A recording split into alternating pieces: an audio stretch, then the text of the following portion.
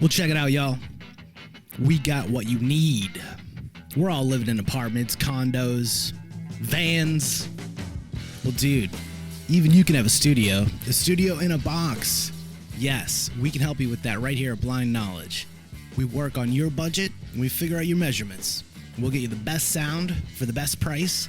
Let me know, 877-237-1143 or at blindknowledge.com. Yep. Spectres all around me, living in stark, blazing the dark. One by one, pictures gather round me. Where those moonflowers used to lost no more. Spectres gather round here, living in stark, blazing the dark. Night by night, stare into the black where moonflowers used to grow. Welcome back to Paranormal, the New Normal. I'm your host, as always, Jeremy, here to try to make the world seem a little more normal. Does it ever happen? Sometimes, and today we actually might kind of hit that a little bit, so yay. And to help me do that, of course, I have a great guest as always, and my guest tonight is Dean Graves, consciousness researcher, author, and a lot more, but we'll get into all that in a few minutes. But first things first, how you doing tonight, Dean? I'm doing very well, Jeremy. Thank you for asking. I hope you're doing well too. Of course. I get to talk to another great guest. Always means I'm doing well. Well, to get to start off right, the first question I always ask everybody on this show is, what got you into, well, I guess for you, I'll say the spirituality aspect of life that brought you to what you research? Well, that's a good question. The majority of my life I would just characterize as a normal life, not really concerned about spirituality to any degree or anything other than what I guess would be characterized as normal.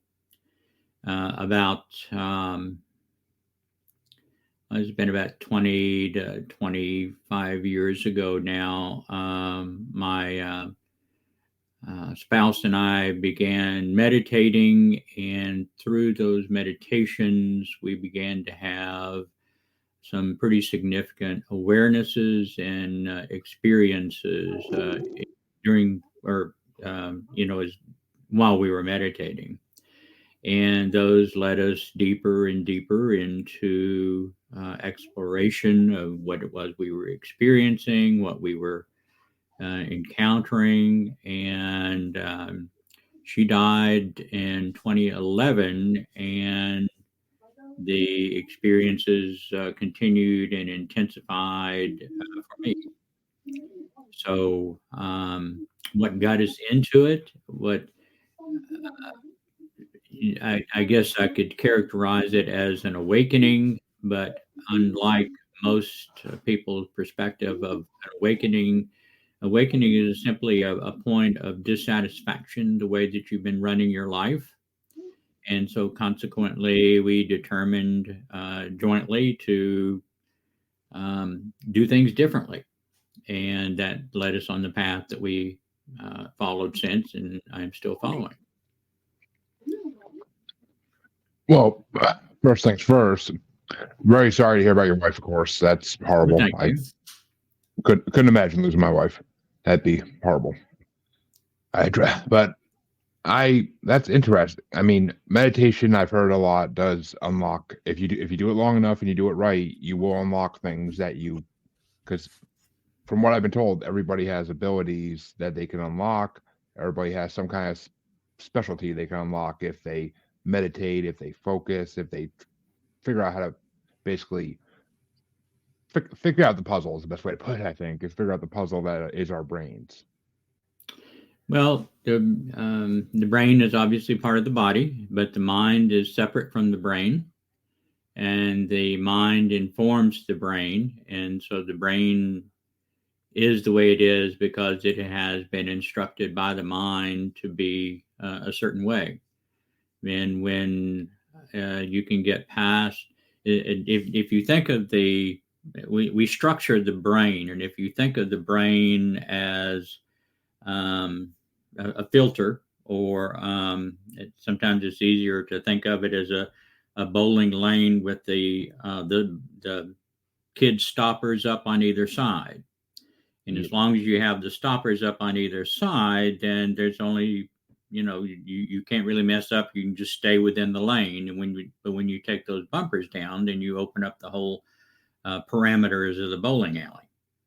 And taking the mind has instructed the brain to be the way that it is with those bumpers up. And when you put those bumpers down, then all sorts of opportunities open up to you. Exactly. And I mean, that makes sense. It makes sense. I like the bowling alley analogy. I really do. So, what would you say technically is consciousness, since that is the main aspect of your research? Everything that we experience, including ourselves, is consciousness. Consciousness, defined, is our creatorness intoxicated with free will. And that requires some unpacking. We are the one infinite creator, intoxicated to varying degrees with free will. And free will has been a topic of conversation for philosophy for centuries, but it is generally misunderstood. And the usual topic or argument about free will is that do we have the choice of going right or going left, or is this all predetermined, or is our life requiring us to go right or to go left or whatever? That is all the product of free will. Free will is the perception of separation. So we perceive ourselves to be separate from the creator. And so consequently, we perceive ourselves to have free will. That perception of separation functions according to its degree of intensity as an intoxicant. So all of consciousness that we experience is intoxicated with free will to varying degrees. That intoxication restricts or moderates our degree of awareness. And what distinguishes consciousness throughout creation is that degree of awareness. Everything that we experience is consciousness, which includes everything from inorganic matter to things that we perceive to be of the paranormal, which are simply beyond our capacity to be aware of. Mm-hmm. And so our process as participants in creation is to, by having experiences, explore ourselves, surrender, lower those bumpers along the bowling alley, and to liberate ourselves from the intoxicating effects, or sober from the intoxicating effects of free will. Yeah, I mean, that makes sense to me. It does. It's just, well, what am I trying to say here? Even, I mean, so well, okay, a lot of questions out of that one. Okay. But the first question I'm gonna go with is, what do you think about fate? Because you're saying that we can go left or right, and we're not sure if it's predetermined or not. So that, of course, made me go to fate and the possibility of it. Well, we would determine the path of our fate. The ultimate end of our journey is inevitable. It's immutable and it's inevitable. It is the reunification with the one infinite creator. But how we get there is entirely up to us. And therein is the benefit of free will. The purpose of creation, very simply, is so that the one infinite creator might know itself by experiencing itself. We are analog projections of the one infinite creator that function at, relatively speaking, a very low level of consciousness. And so consequently, we there's much that we are unaware of. We who experience the physical world are an analog projection of our metaphysical self, which is in an eternal, unending consciousness pattern that we have created as a result of our variety of experiences through a multitude of incarnations. And so, consequently, what we experience while we are alive in the physical world is I describe it in using metaphors is the easiest way to explain this to people. If you imagine that we're on a sports team, what we're experiencing now is the game. This is the game on Friday night or Saturday night or whatever. But in between games, we practice, we review game films, we get coached, we get instructed, we figure out what we could have done better or we did wrong in the last game, and we commit to making changes and doing better in the next game. And so with that learning, we reincarnate again, but we reincarnate in the condition that we have advanced to in our consciousness being. So each lifetime begins, hopefully on a progressive scale, but not necessarily, to lead us further down the evolutionary path. The evolutionary path is precisely the same as the enlightenment path. Enlightenment is progression along the evolutionary scale. And so we who experience Earth for a variety of reasons have been mired in a narrow range of the more general range of consciousness that we all participate in. And we perceive varieties of success within that general range of consciousness, but as a whole have not been able to elevate our median level beyond the lower dimensions of the range is called the density. The general range is called the density, and the incremental steps within the range are called dimensions. And we, as a population, remain mired in the lower densities of lower dimensions of the density. And so we appear and historically have recorded that we cycle within the lower dimensions, not really making significant progress as a population. Once again, so many questions on that statement. But you hit the word I was going to ask about if you didn't hit it, which is reincarnation. And by the way you were talking, I had a feeling that you did believe in reincarnation, and that, I mean, the way it's been described to me by one person, I can never remember who said it to me, but one of my guests said to me that when we die, our spirit goes to basically a DMV waiting room in space somewhere or in another dimension, and we're basically just waiting for our turn to come up to hop into the next body that's available. And well, yeah, it's not that quick. I mean, we choose when we are ready to reincarnate again, and our consciousness pattern is our metaphysical self. The metaphysical is just simply you would call it a different dimension. It is not physical. There is perception of physicality for we who are within the lower dimensions of that density, but it is not physical as we would identify as physical. But that notwithstanding, we are a consciousness pattern, and we do have perception of a body, and that is in our enduring self. We, in this range of consciousness, and there are lots of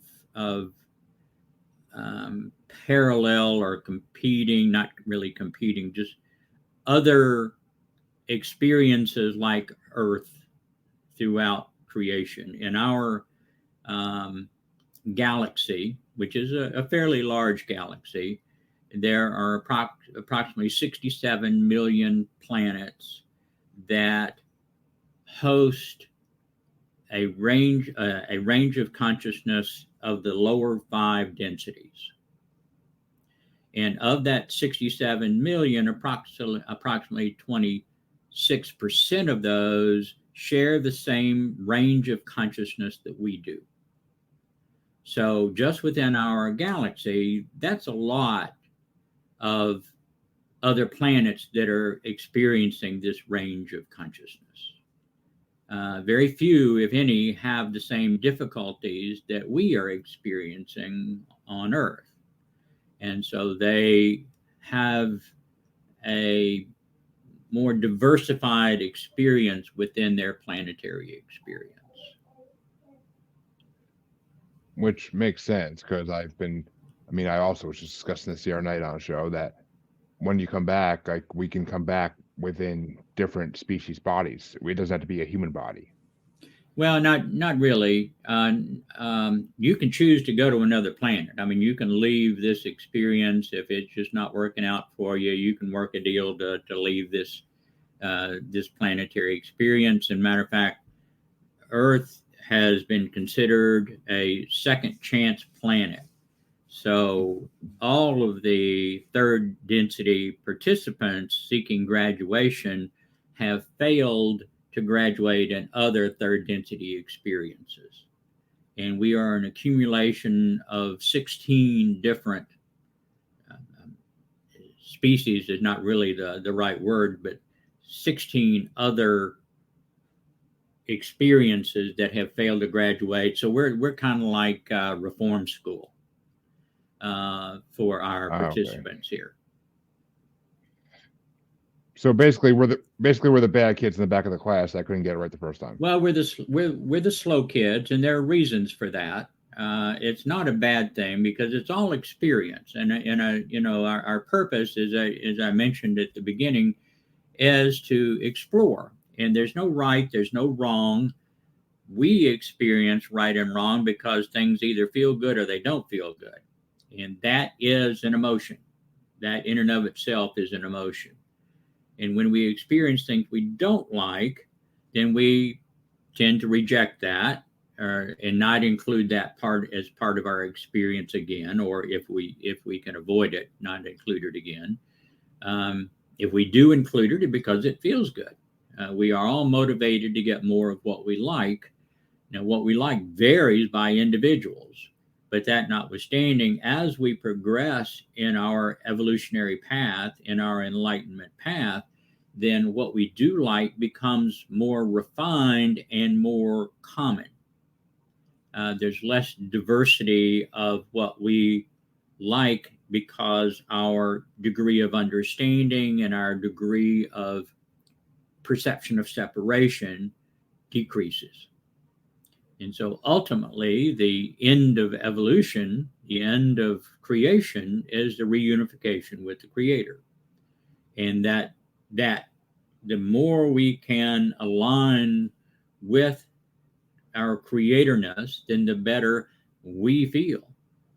So when we don't feel good, it is because some aspect of ourselves are a hindrance to our realignment. Makes sense. I mean, it makes sense. So, I mean, this is kind of strange for me because, I mean, growing up in the 90s, you almost never heard the word creator and evolution in the same sentence unless it was saying, if you believe in one, you can't believe in the other. But, Yeah, I mean, I love that nowadays they can go together. Well, they are synonymous. The evolution that they taught in schools or in science were a biological evolution, and biological evolution is transient. It changes, whimsically changes, not from pure whimsy, but the purpose of an incarnation of what we consider to be plants or animals. That's second density. We're third density. Plants and animals, organic matter is second density. It's a lower awareness, and the body types are created to facilitate the greatest learning of consciousness at that level, at that dimension. And so consequently, when a body type proves unproductive to reap the greatest learning possibilities at that range of consciousness, then it's discontinued and another one is introduced. And so new species are constantly introduced in every planetary experience that hosts a second density experience. All right. So, I mean, you're saying biological evolution is different from spirit evolution in a way. I mean, they're two different topics, basically. Well, the evolution of spirit is the evolution of us, of our consciousness. Second density and first density, which is inorganic matter, are deemed to be they haven't the awareness to assume responsibility for their own evolution, and so they are considered to be foundational densities. And we have several foundational densities within our solar system that simply haven't matured enough in order to host a second density experience. What we call Venus was originally called Zenoa. We began the one of the 16 groups of people that participate in the Earth experience began our evolutionary path in third density on Zenoa about 850,000 years ago. And through a variety of mishaps, we essentially blew the planet up and destroyed the atmosphere. We began another experience on what was Maldek and the asteroid belt that is between, I think, outside of Mars, that science just kind of dismisses as a weird anomaly. Used to be a planet. It was called Maldek, and we began a third density experience there, and we blew the whole planet up. And we Seeing were. a pattern. I'm sorry? I'm seeing a pattern here. Yeah, well, there is a consistent pattern. We went to Mars after that, and we blew the environment off of Mars. We did a period of healing and ended up on Earth. And this is for the, now Zenoa was a successful third density experience for billions of years until we blew it up, blew the atmosphere off of the planet and made it like it is today. But it was a successful third density experience continuously. A third density experience has a time frame. It lasts approximately 76,000 years, and then you begin another one. But that this is the fifth. We just finished a third density experience on Earth, which is the first one that we successfully finished in 5 tries. So in other words, we completed the 76,000 years without destroying the planet, but we did have a fairly major hiccup in that Atlantis was a real continent that we sunk. It sunk below the waves of the Atlantic Ocean approximately 8441 BC. And so we had to begin again. And the Upanishads, the material that's included in the Upanishads, were preserved from that time in the Earth's history. And we are where we are today, having restored significantly population size since Atlantis's demise. So yes, there's a very definitive pattern, and that is this cycling within the lower dimensions of the density have made possible this destructive behavior that we have repeated numerous times. So the planet itself has evolved, and what is commonly referred to as Gaia is the consciousness of the planet itself has evolved to fourth density. And we who are third density analog projections of our metaphysical self are essentially on our last incarnation, because all of the children that have been born since 2005, approximately in that area, are fourth density.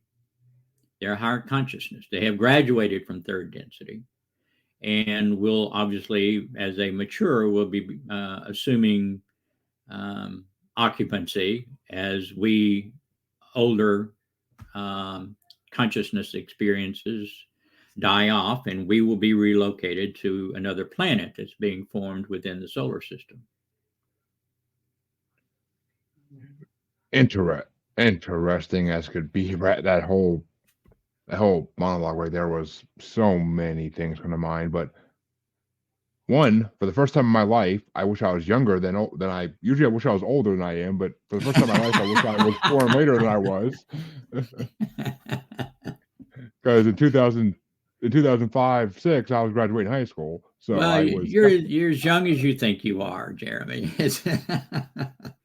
But I want the hard consciousness. But I mean, that makes sense in a way though, because I mean, the whole point of my show, Paranormal: The New Normal, is that paranormal has become the new normal in the last 5, 10 years, 15 years. And if what you just said, I mean, that perfectly explains it, because these newer generations are more wired to it. Their consciousness is more open to it. And now all of them are becoming either into Reiki, into mediumship, psychicness, all these different avenues of opening your consciousness and being able to do certain things and helping people. I mean, it's and it's a service to others. This is one of the things that is part of the curriculum of third density is we are required to make a choice, and the choice is very simple: that we are going to polarize service to self or service to others. Service to others is considered to be the positive path, and it is aligning more closely with the Creator. Service to self is considered to be the negative path, and it is self-oriented. And what we are experiencing on Earth right now is the dichotomy of the folks who have chosen the service to self path, but not to a sufficient degree to graduate to fourth density, but they are fighting to maintain control of, they control by domination and subjugation. And so the lifetimes we were talking about, the choice of lifetimes when we incarnate, neither path is the correct path. The service to others path is the more direct path back to the Creator, because those choosing service to self may spend billions of years trying to advance within their path, but there's a brick wall. They can't go any farther than that brick wall. And it's apparently not, they are not able to see that brick wall regardless of their higher consciousness level. But once they hit that brick wall, they can either stay there or they can go back to where they dropped out of school and pick up where they left off along the service to others path. So there's only one path of unity with the Creator, but you can either go directly there or you can take the long way about. And if you think of the kid that dropped out of high school because he was too cool for school, and he's looking in the window from the outside trying to get the information that is being offered in the classroom, but he can't get it because he can't hear everything that the instructor is saying. And so that's essentially the service to self path. They've alienated themselves from the benefits of reuniting with the Creator. And most of the things that people perceive to be demons or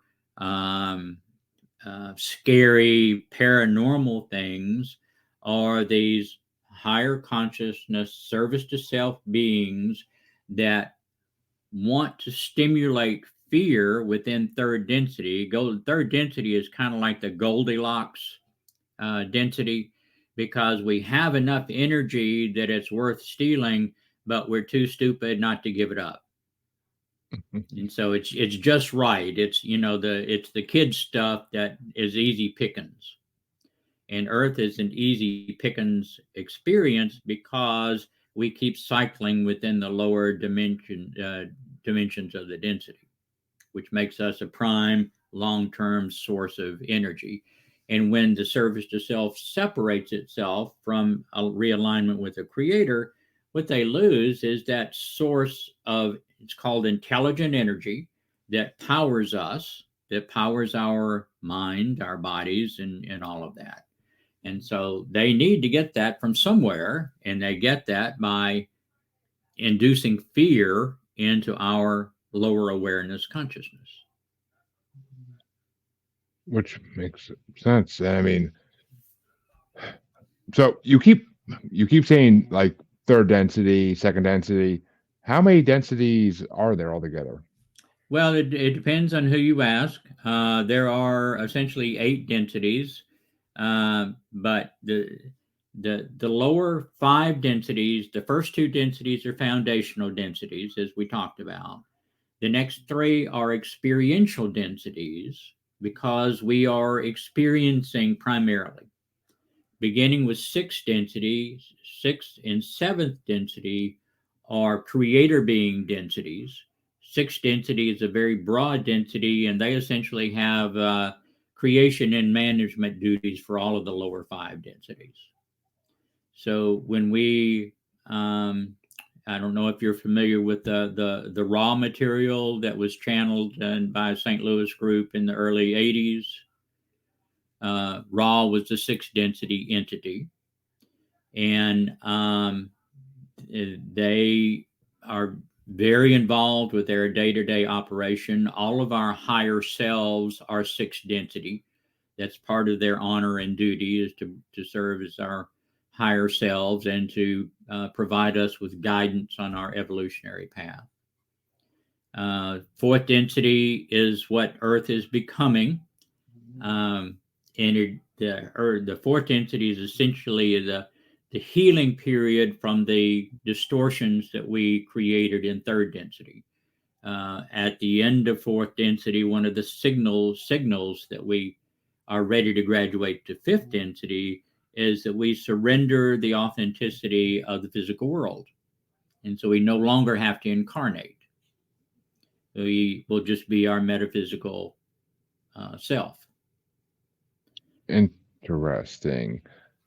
All right, I think I get it now. I mean, so if demons and all these other evil things, revengeful spirits, if they are all just beings who are self-serving and that's what they become, Mm-hmm.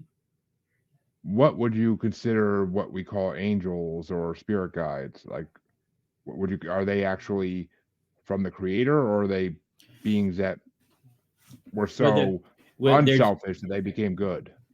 Well, there's not a separate legion of angels. If a 6th density being appeared to anybody on Earth, they would appear like the most outstanding archangel that we can imagine. They're not physical. They don't need physicality anymore. They are a social memory complex. So when they speak to us, they speak as a group.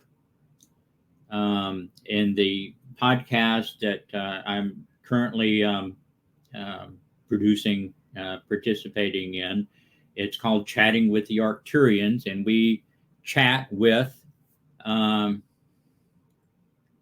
one voice that speaks for the Arcturians. The Arcturians are a 9-star system, and we are part of a different 9-star system. Creation has expanded in 9-star groups. Our entire universe is a 9-star universe. Each star is home to an archetype of the creator.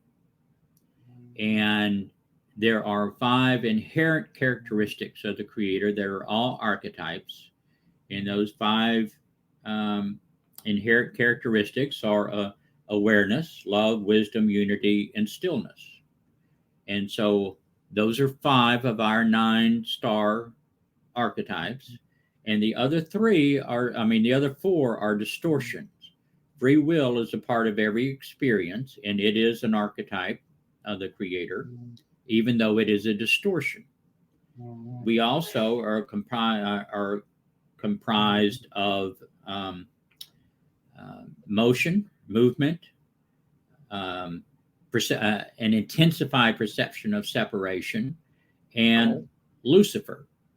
Now, Lucifer is got a bad rep, but Lucifer is actually a distortion of a distortion. It is an archetype of the creator, and it is, relatively speaking, a minor participant, but a very important participant, because its purpose is to it is the light bringer, but it functions very much like, if you remember, probably in 9th grade general science, and you probably did a bean plant experiment where you planted a bean in full sunlight and gave it lots of water, and you put one in water and soil, but you covered it so that it got no light.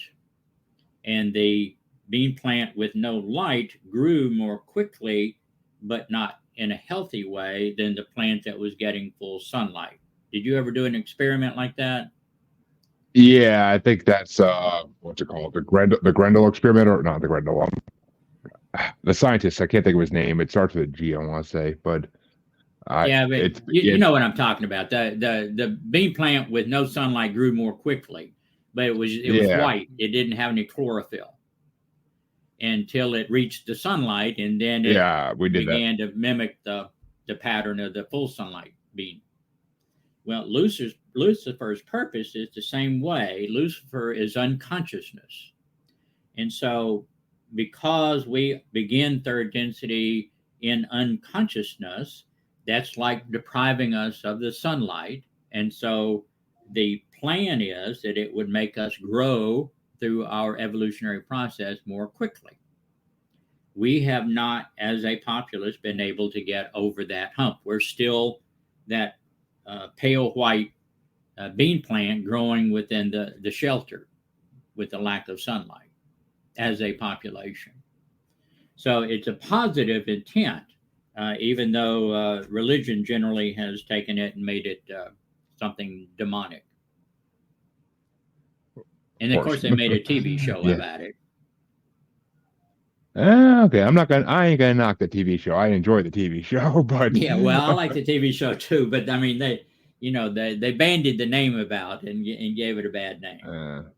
I mean, they've been doing that for years with pop culture, as far as Lucifer's concerned. But yeah. So, let me ask you this though. I mean, because you use the term creator, but yet you're not exactly. You don't seem like the full-on religious type. So, what do you think the creator is? Because I mean, I've heard a lot of different explanations of what the creator is or what people think it is. And well, the creator begins and ends in mystery, and so honestly, I don't. Creator is infinite, but that is a concept that was projected by the creator. So, creator is outside of creation. Now, we were talking about the densities before. The 8th density is the creator as the subject. The creator, the originating creator, is outside of creation and is the creator as the object. And so the first thing that was created, the creator is the object, projected the concept of infinity, and also simultaneously but parallel projected the concept of intelligence, which created the concept of intelligent infinity. And within that concept was projected the creator as the subject. So the creator of the subject has the same awareness and capabilities as the creator as the object, but it perceives of itself as separate from the creator as the object. And by virtue, if the creator had the ambition of knowing itself by experiencing itself, it couldn't distort itself because it was everything. It was all that there is. And so in order to experience itself, it projected itself as the creator, as the subject, and by virtue of that created an entity to interact with it. And through that experience, it learned of itself. The creator as the subject has created all that we experience. Everything that we perceive, everything that we're talking about is all a product of the creator as the subject.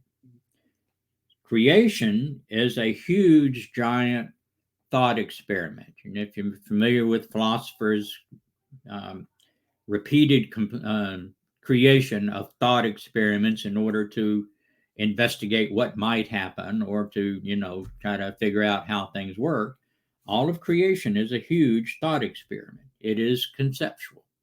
We are conceptual.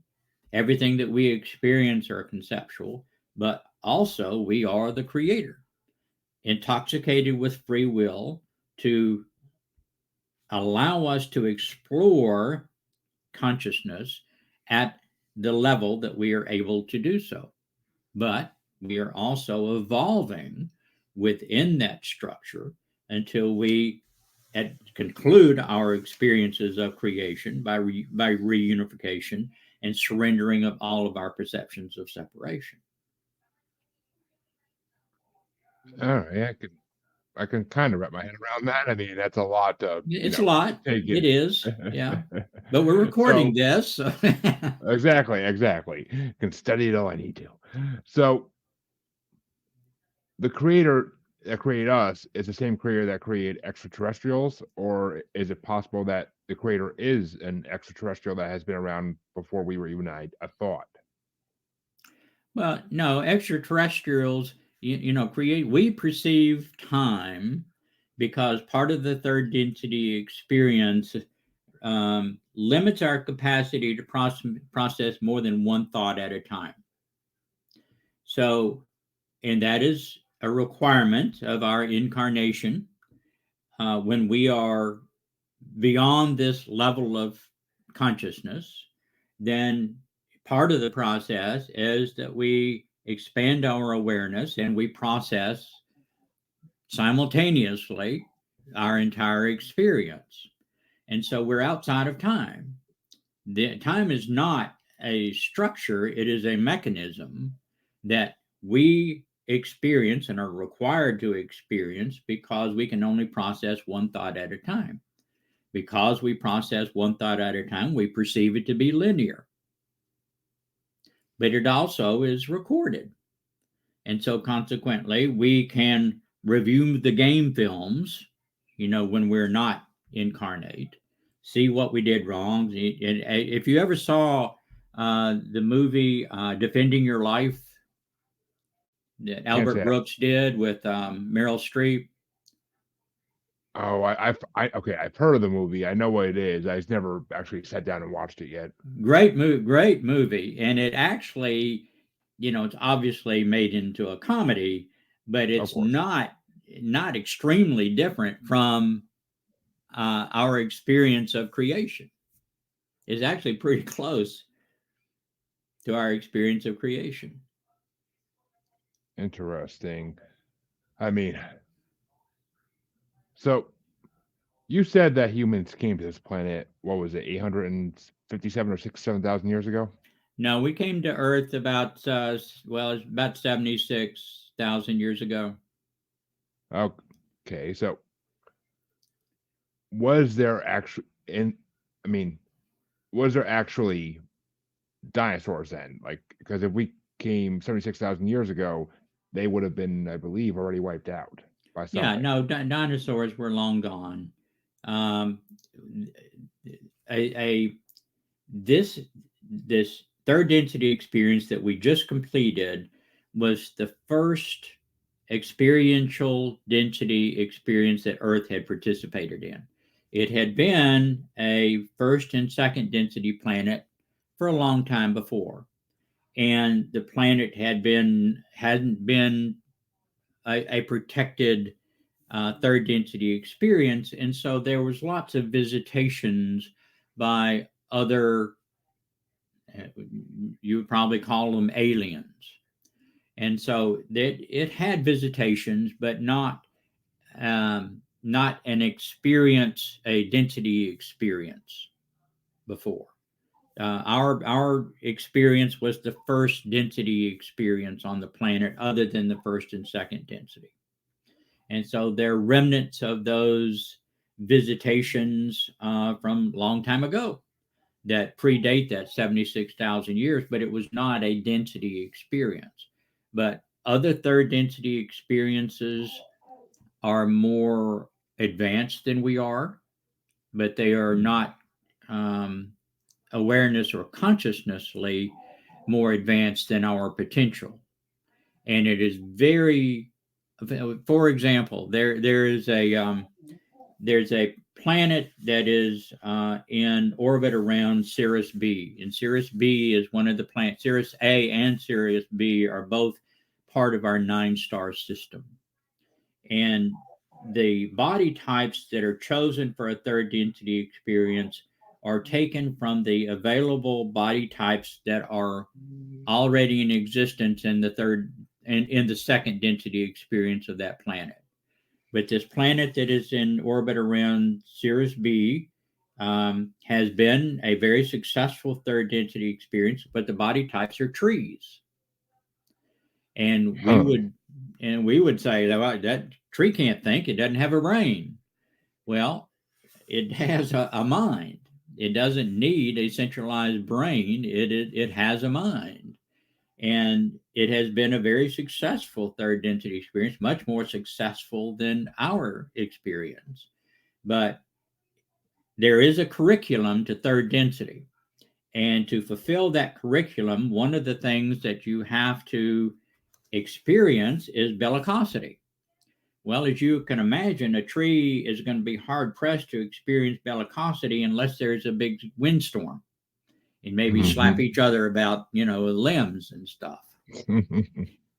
But that notwithstanding, they had to experience bellicosity to fulfill their course curriculum for third density, and they visited Earth telepathically and experienced bellicosity, which was in ample supply on Earth, in order to fulfill their curriculum for third density graduation. But we have that capacity, but we have not developed that capacity because we have remained mired in the lower dimensions of the density. We have great capacity. We have great capabilities that we've never developed. Which, I mean, every time you say that the third density is ending and the fourth density is beginning on Earth, it makes me kind of think for a second. I'm like, we've had a spiritual awakening in the last decade and a half to decade, basically, at some point. Is that to varying degrees? Yeah. Well, the vibrational level, the consciousness level of the planet has far surpassed our capacity as a population to experience it. And the population has, for the most part, experienced increasing angst or anxiety because the vibration of the planet has risen beyond the third density level. And so a lot of these folks that are going around and shooting people arbitrarily, and the wars and the political advocates that are trying to take us back to the good old days and stuff like that, they are experiencing the irritation between the higher vibrational density of the planet and their own personal experience. And so it's irritating to them, and so they don't like it, and they can't function within the new environment. Yeah, I mean, and they're trying to save what they can of their environment before they're eventually wiped out anyway, or forced to move on to their next What? eventual body. You just move to the next planet and continue your experience. I mean, this was the fifth try, and I don't know how many people we graduated, but not very many, I'm sure. But there's no, you can keep doing it as long as you need to in order to fulfill the curriculum requirements. I mean, and I find it funny that we came from Mars before this planet, and yet now there's people trying to go back to Mars, thinking. Oh yeah, Mars is occupied. Mars is fully occupied by fourth density negative civilization.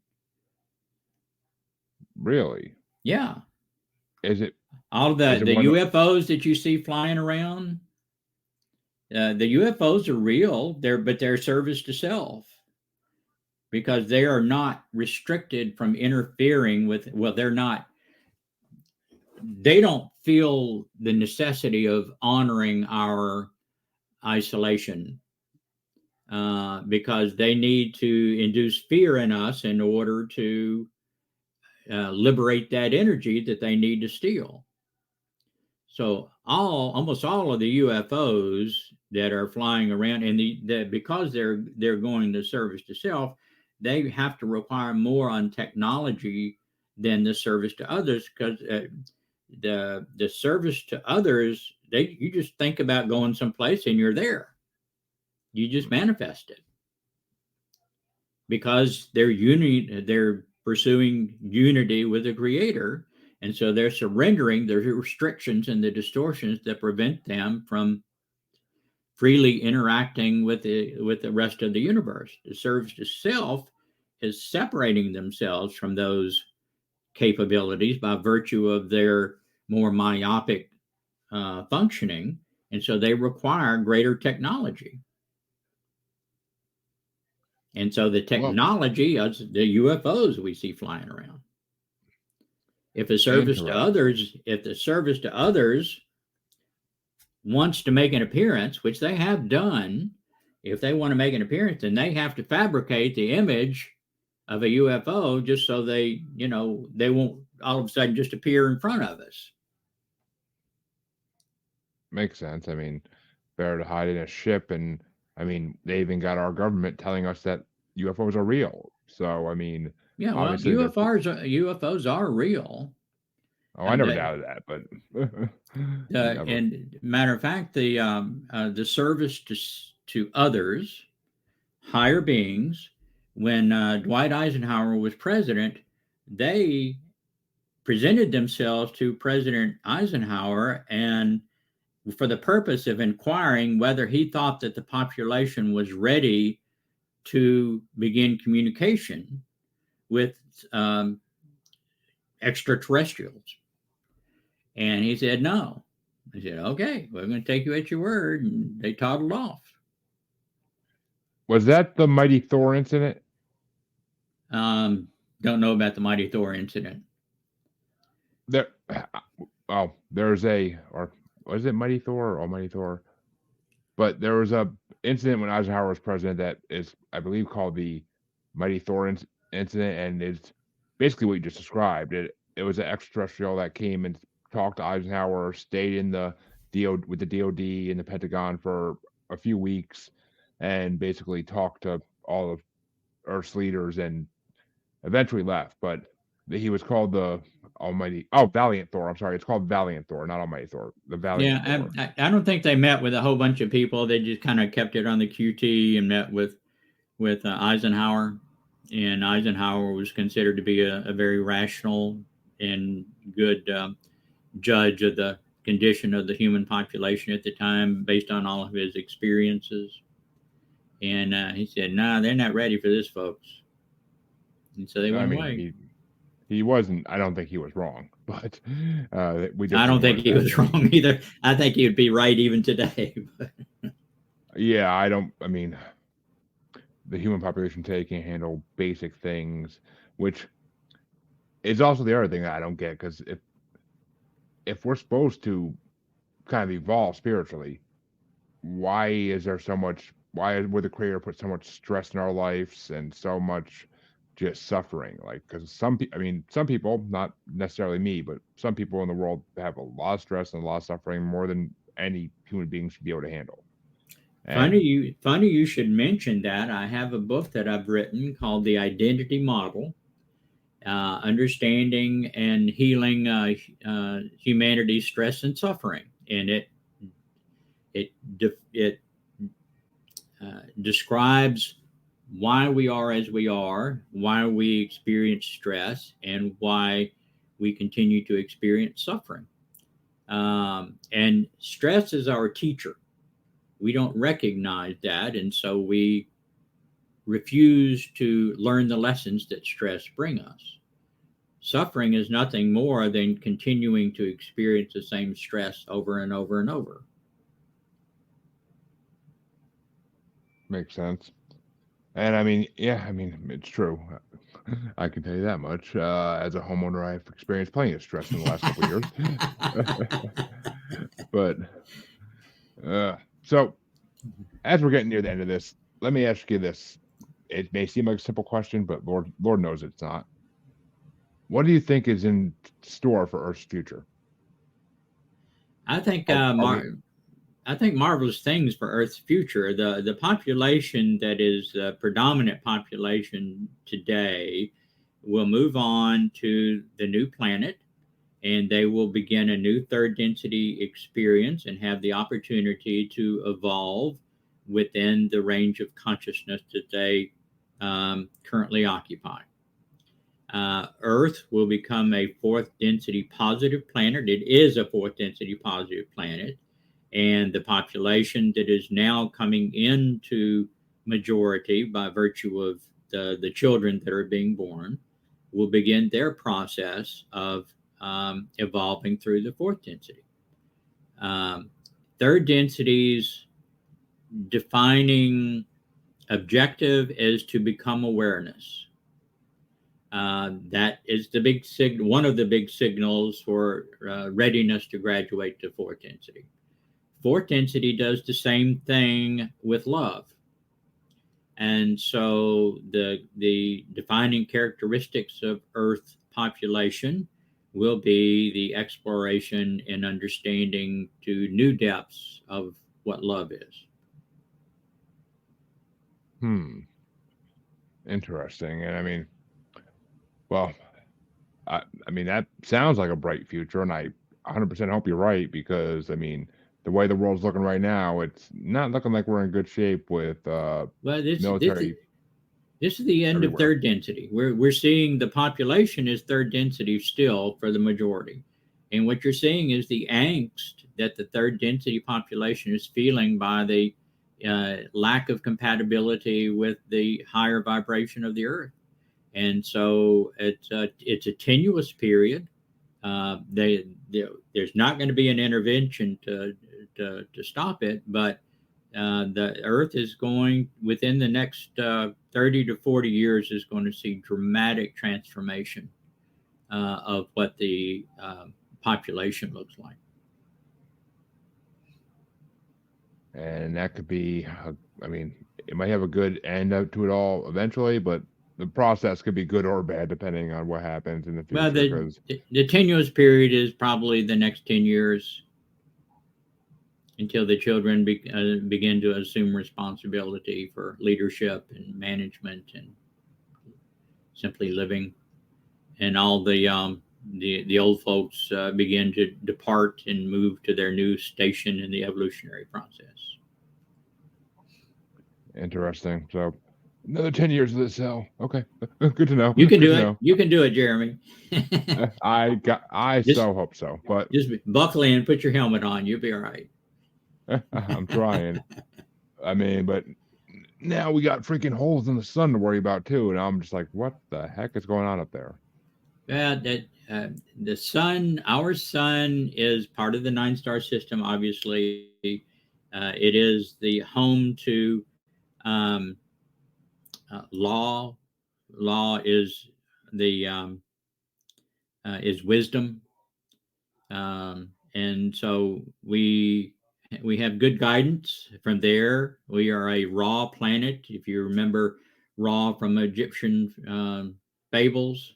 Ra actually is one of the it is the archetype of love, and it is the predominant influence in our population's creation. So we're in good hands. Well, I take your word for it, and I mean, I have a feeling you're right, just because I do get feelings for these things once in a while, and I always feel like everything's gonna be okay at the end of the day. But you have to, otherwise you're just gonna drive yourself insane. It's But true. before we wrap this up, I know you did write 3 other books as well, so why I don't you did. tell my audience about what each of your books is about briefly, and then where they can find them. Okay. Well, I have 3 books that are currently available on Amazon. One is called Enlightenment Plain and Simple, and I recommend it for someone who is just beginning this path. It's targeted towards someone who needs to begin the process of healing. The other 2 other books, one is I mentioned earlier, The Identity Model. It was written actually for mental health professionals, but it is simple to read, and it has some very helpful exercises that in the appendix that you can self-apply to heal from traumas, to heal from emotional baggage, grief, any emotions that you're dealing with that you can't get past. This book will explain why you were feeling those, why you were experiencing stress, and what you can do, what you need to do, we all need to do in order to heal and get past those. The third book that's immediately available is called Edifying Children of a Lesser God, and it is a brief introductory of some of the topics that we addressed tonight, but really didn't go into, answering existential questions. And I have a compendium book that is being released later in 2024 called The Enigma of Consciousness, and it is my compendium of all of this information. This will explain in great detail everything that we talked about tonight and much more. And it is currently available for pre-order through John Hunt Publishing. Again, it's called The Enigma of Consciousness, and it will be available later in 2024, but you can pre-order it now.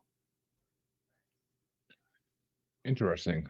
I honestly might have to I might have to pick them all up because they seem like some good reads to kind of understand things more. And I've been working with a Reiki master personally to try to open myself up more, align my chakras, make sure I'm living the way I should be living. So Nobody can align your chakras but you. I had a guy call me several years ago, and he wanted to know how much I would charge him to align his chakras. And I said, well, I that's something that you have to do. And he said, well, my spiritual teacher wants to charge me $7,000 to align my chakras. And I thought, well, you need to get a new spiritual teacher because nobody can do that but you. And he said, okay. Gotta love those scams that people put out there and make people not believe in this. They're amazing. They really are. I've heard about so many of them on the show that I just every time I hear them, it's like, oh, not another. This is why people don't believe in this type in meditation. People don't believe in manifestation because of those scammers out there. A lot of charlatans. Yeah. Really. It truly is, and the internet makes it easier for them. But it does. Yeah. But people are, there's still the indication people want the information and they want to move forward. And that's what's encouraging. Unfortunately, they get scammed a lot, but it's still that, that desire out there.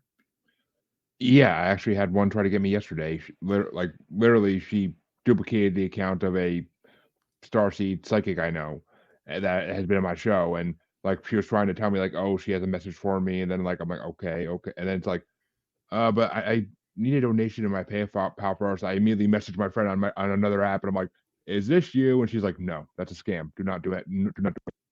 Yeah. And I was like, okay, that's why I asked, because I had a feeling. Yeah. Yeah. So I mean, But you may find the chatting with the Arcturians also of interest, as well as your population, and that is a regular conversation that I have with the Arcturians, and they speak to us as one voice, but it is a sixth density entity that we're chatting with. Actually, it's oh, I the whole 9-star system. trust me. As soon as you said that, as soon as you described what that was earlier in the show, I was like, oh, I am definitely checking that out. Okay. Well, we That chat. sounds. It's a very relaxed conversation, and it's very informative, I think. So, Oh, um, I will and definitely be informed by it. I'm sure. So okay, I look forward to listening to that. great. And to all my listeners, all the links to Dean's books, to his podcast will all be in the description when the podcast releases, of course, for you to have easy access.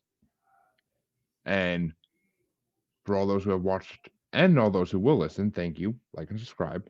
And if you don't know where you can find me by now, then you're not manifesting right, because you would find me if you manifested right. Come on. But check the outro. You'll get all my links in the outro, and you can find me that way. I want to thank Dean for coming on, because this has been a truly enlightening conversation, and I I mean, I'm gonna be putting this all together in my head for a few days and listening to this recording again and again to try to understand it all. But that, that's the way life works, and that means it was a good conversation if you have to listen more than once. And wow, I'm just my mind is still all twisted from this, and I love it. This is why I love this podcast. 'Cause I love these kind of conversations. Make you question life. It's the great thing. Well, I thank you very much for having me, Jeremy. I've enjoyed it, and if I can be of service to you in the future, please feel free to call upon me. I shall remember that. And thank you once again, and to everybody, have a good night. You can find me on Facebook as Jeremy Bryant, or you can find me as Uncensored, Unapologetic, and Untamed UQ Podcast Collective Facebook group. You can find me on Twitter and the Instagram as @JugglerBastard, or should I say X now. And you can find me on TikTok as @JugglerBastard Podcast. You can also find me on YouTube as Paranormal the New Normal. And you can also find me streaming on YouTube as Blind Knowledge Network, because all knowledge is blind until they admit Bigfoot exists.